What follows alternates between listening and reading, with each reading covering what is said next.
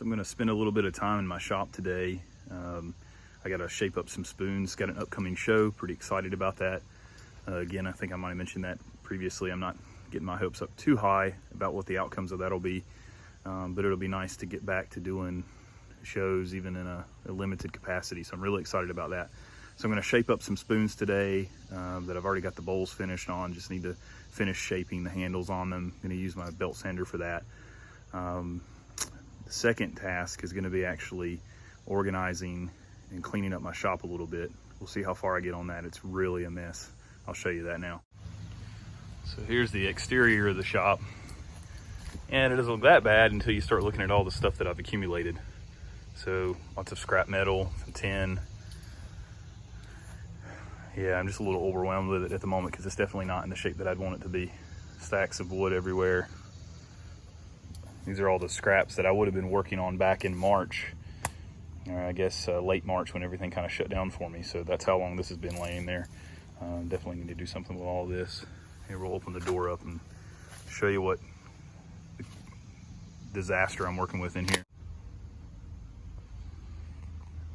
So yeah, it's a wreck. I mean, I was going full force whenever I shut things down. You can see all the scrap, a lot of cherry I was working with. These are all boards that would have been used up in the week that I stopped working in. Tools everywhere. Tons of spoon blanks in various levels of completion.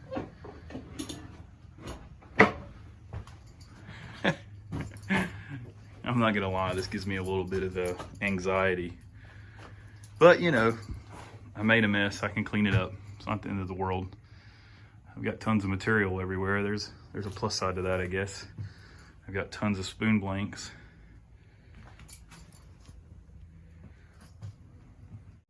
And granted, it's not like I was ever a super organized person when it came to my shop anyway. I mean, I definitely create on the fly.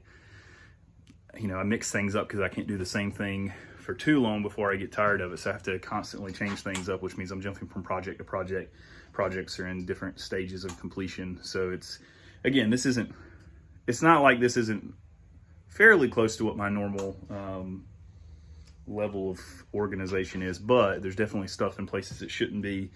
And there's some hazards in here that I definitely got to take care of before I can start running some of these power tools, because that could just spell a lot of safety issues. So definitely got to straighten it up a little bit.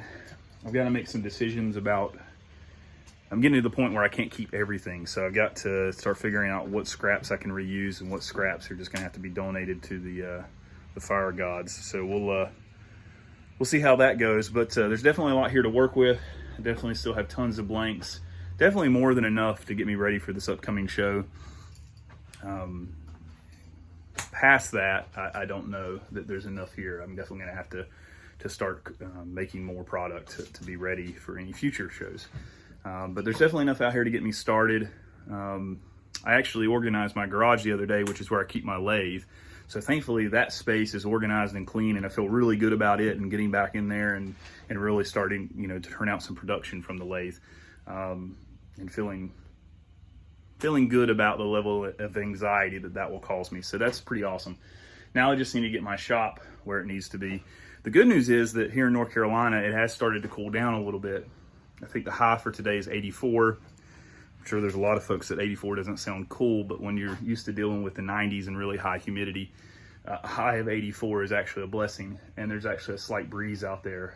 So it's, yeah, it's a nice day. And then the evenings are even better, which is when I typically do my work, especially in my garage, which isn't air conditioned or anything like that. So having a nice breeze coming in through the garage door, through the windows, you know, when it gets down to like 72 at night, is incredible. So I'm really looking forward to the end of summer. It's just been way too hot to really do the work that I'd like to do. So yeah, looking forward to some nice weather, looking forward to getting my shop cleaned out, looking forward to this first show coming up on the 26th. Check out my Instagram and Facebook for details on that event if you're local and you want to come by. But yeah, I'm pretty excited. I think I'm just going to get started, see what I can get done today. Got about 5 hours of work time. So I think that'll be enough time to make some good leadway. So here's the spoons I'll be working on today. As you can see, some of them have been shaped a little bit more than others. Some are still, you know, straight off the bandsaw.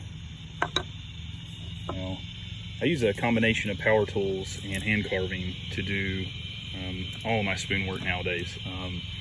There are some spoons that are special that given to family members or customer orders that are, you know, all done by hand with hand tools.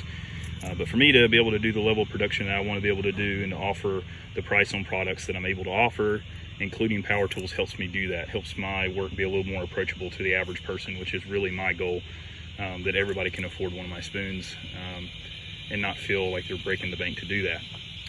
So most of the stuff that I've got is cherry. There are some apple pieces in here. There's some black walnut in here.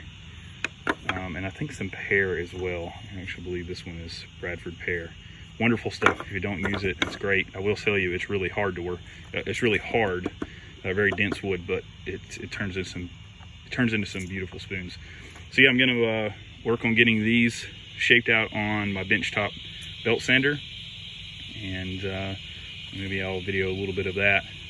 Nothing too thrilling there, but I'll throw some footage of that in here and hopefully get some of these batched out to be ready for the upcoming show.